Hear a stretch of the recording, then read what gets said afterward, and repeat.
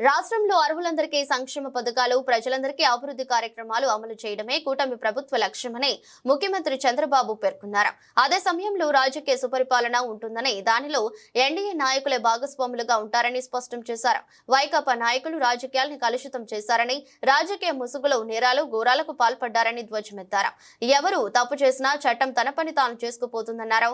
ఉమ్మడి కృష్ణా, గుంటూరు, ఉమ్మడి ఉభయ గోదావరి జిల్లాల పట్టభద్రుల ఎమ్మెల్సీ ఎన్నికల్లో కూటమి అభ్యర్థుల భారీ విజయం సందర్భంగా మంగళవారం పార్టీ కేంద్ర కార్యాలయంలో కోలాహలంగా నిర్వహించిన విజయోత్సవ సభలో సీఎం చంద్రబాబు, మంత్రి లోకేష్ తో పాటు పలువురు మంత్రులు కూడా ఉత్సాహంగా మాట్లాడారు.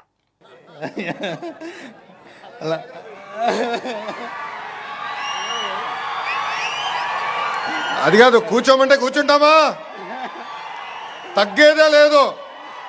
అదే చెప్తున్నా అన్నకి, మరీ హెడ్ మాస్టర్ లాగా కూర్చోమంటున్నారు, అది ప్రాబ్లం. కూర్చోండి కూర్చోండి కూర్చోండి ప్లీజ్. కూర్చోవాలి, చెప్పినప్పుడు కూర్చోవాలి. సభకి నమస్కారం. సభాధ్యక్షులు గౌరవనీయులు తెలుగుదేశం పార్టీ రాష్ట్ర అధ్యక్షులు శ్రీనివాసరావు గారికి, ఈనాటి వేదిక మీద ఉన్నటువంటి పెద్దలు, గౌరవనీయులు, కూటమి నాయకత్వాన్ని ఈ రోజుని ప్రజల్లోకి తీసుకెళ్తున్నటువంటి నాయకత్వం, గౌరవనీయురాలు బీజేపీ నాయకురాలు పురంధేశ్వరి గారికి, పెద్దలు గౌరవనీయులు జనసేన నాయకులు, programs committee chairman Nadendla Manohar గారికి, మరి ఈనాటి మనందరి యువనేత,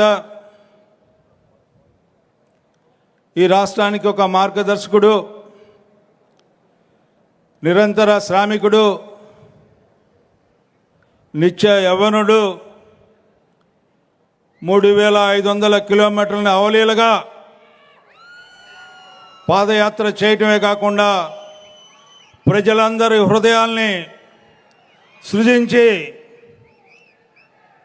ప్రతి వర్గాన్ని కూడా ఆలింగనం చేసుకున్నటువంటి యువ నాయకుడు నారా లోకేష్ గారు.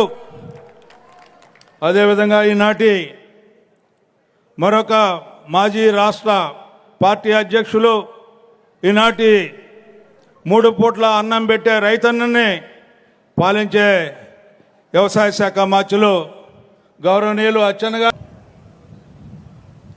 ఓసారి ఎన్నికలు చరిత్ర తిరగరాస్తూ ఉంటాం.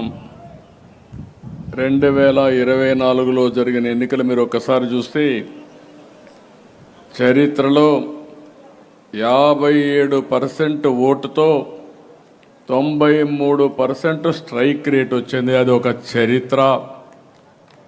9 నెలల తర్వాత ఈరోజు మీరు చూస్తే 2 గ్రాడ్యుయేట్స్ కాన్స్టిట్యున్సీలు మనం పోటీ చేస్తే 2 గెలిచామంటే ఇది ఒక చరిత్ర అని చెప్పి మీ అందరికీ తెలియజేస్తున్నా.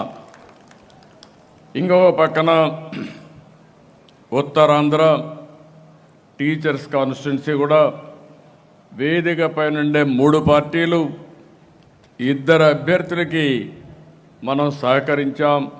మొదటి ఓటు, రెండో ఓటు ఏమన్నాం, ఇక్కడ ఆర్డర్ ఆఫ్ ప్రియారిటీ ఓట్లు వేస్తారు, ప్రిఫరెన్షియల్ ఓటు ఉంటుంది. కానీ పట్టభద్రులు చూస్తే నాకు ఎంత గర్వకారణంగా ఉందంటే, మొట్టమొదటిసారి చూస్తున్నా 2వ ఓటు లెక్కయ్యకుండా గంటాపదంగా గెలిచారు 2 అభ్యర్థులు కూడా. ఇది ఒక చరిత్ర. ఈ 2 కాకుండా ఇంకొక 3 పట్టభద్రుల ఎన్నికలు జరిగితే ఆ 3 కూడా గెలిచాం. నాకు తెలిసినంత వరకు ఇంత పెద్ద మెజారిటీలు ఎప్పుడూ రాలేదు. ఫస్ట్ టైం ఇంత పెద్ద